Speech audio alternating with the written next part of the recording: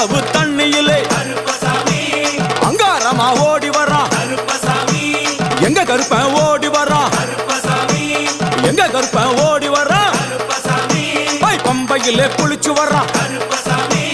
பாங்காக வரான் ஐயா இந்தா வரான் இந்த வரான் பெரியான வட்டம் வரான் சிறியான வட்டம் வரான் கரிமலை ஏறி வரான் பகவதிய வணங்கி வரான் கரியெல்லாம் தோடு வரான் எல வந்தவளம் கடந்து வரான் சாமி முக்குழிய தாண்டி வரான்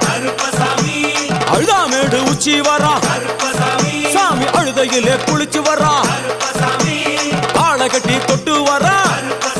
சாமி பூங்காவனம் புகுந்து வரான் எருமேலி வரான் ஐயா அவர் சாமி கூட வரான்